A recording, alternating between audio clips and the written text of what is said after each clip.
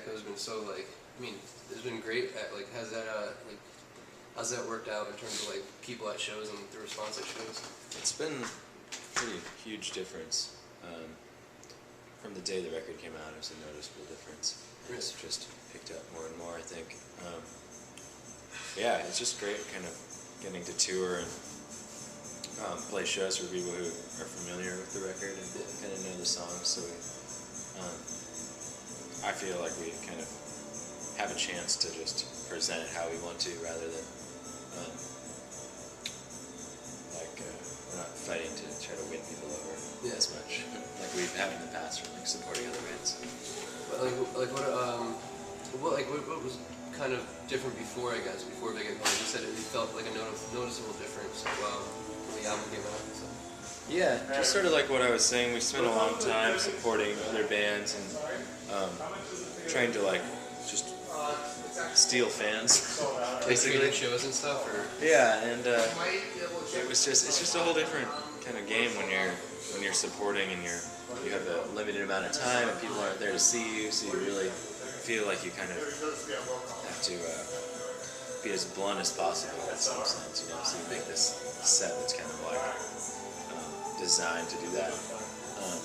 And now that we've kind of put out our own record, gotten to do our own tour, it's been just a lot more gratifying for me, because I feel like we can just do our thing. I'm saying, just kind of say our piece and play the songs, and do a show that I feel like is closer to how we intend the music to be played in I think correct context. I think I remember like I think it was like on Twitter or something where you said you were gonna play the whole album from start to finish. Like, are you still doing that, or? Yeah, we have been doing that pretty much. We've been changing around the order sometimes, but a couple songs. But I just feel like those songs really work really well together, so I kind of want to preserve that. I mean, like the songs were already written and recorded, so that stuff was sort of already taken care of. But Chris got involved at the mixing phase of the record, and kind of just went above and beyond the Call of Duty and what we had expected. Because usually when you mix a record, you kind of just set the levels and sort of figure out where things sit.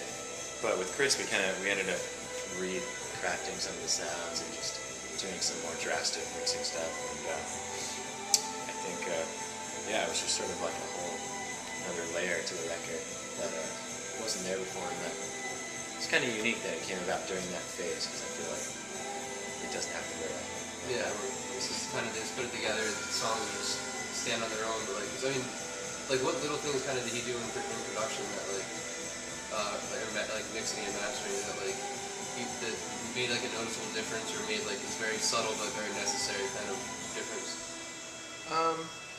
I've said before, like when we came to Chris, we had a huge amount of stuff, and we recorded it in like 10 days, or even less, 9 change.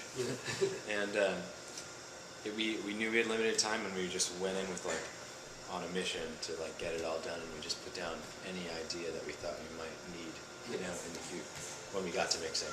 So we had a wealth of stuff, yeah.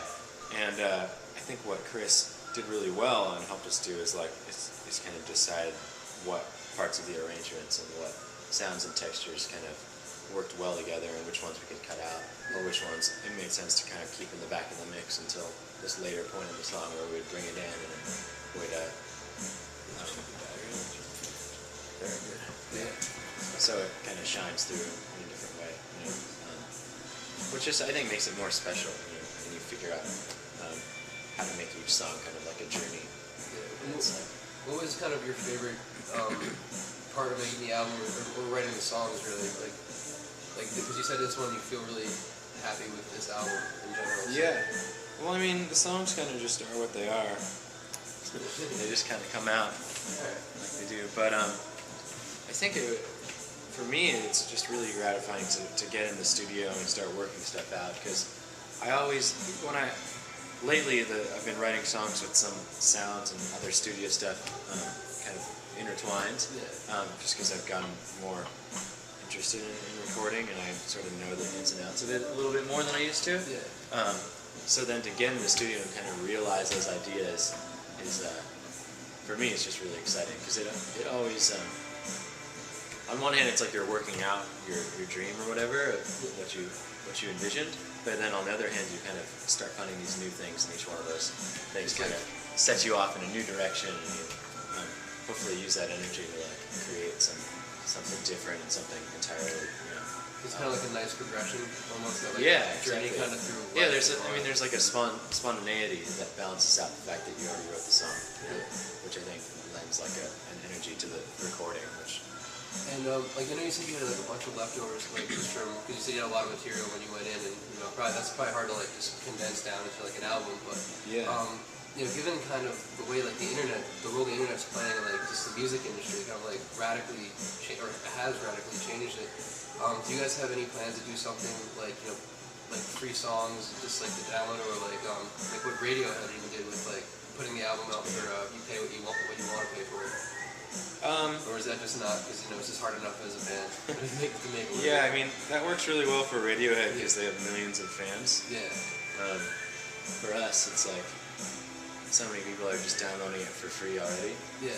That it doesn't really make sense for us to put it up like that. And we already put up free songs all the time.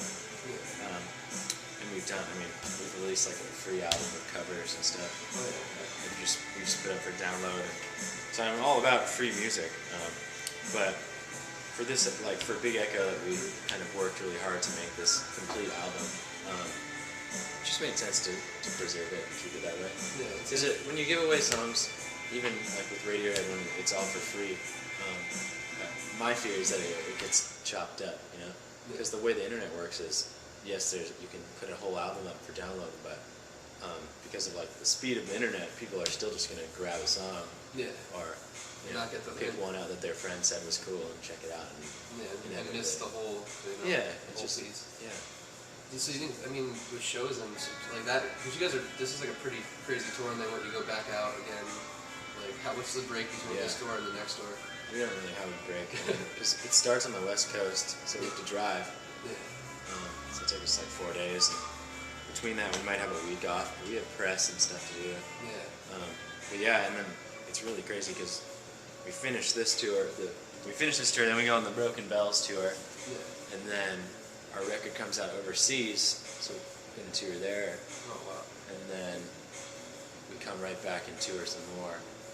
We're pretty much doing for the next like 7 or 8 months, I think, straight. Wow, like what was the longest stretch you guys did before this? Is this like the biggest one? This is the longest. I mean, we toured a lot on the first album, but it was over a couple of years, so we would do like a couple months, or maybe 3 months was the longest. Yeah, what are like the highs and lows, I guess, with that? Because I mean, obviously you're away from friends and family for a while, but like just being in a vehicle that much was like.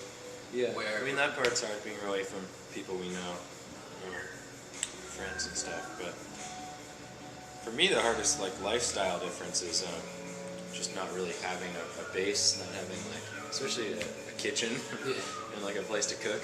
Because I really like to cook, and I'm really conscious about what I eat, and that's been the most difficult thing on the road. Like, because you don't have that like nice convenience. You ever think of getting a camping stove or something? It's like cooking. Oh yeah, I know. If that wasn't such a hassle. Yeah. It's just hard because we don't have a fridge or anything, so I want to have stuff fresh. Like, it's hard to do. We go to markets all the time, and like we go to Whole Foods pretty much anytime we can if there's one in the city.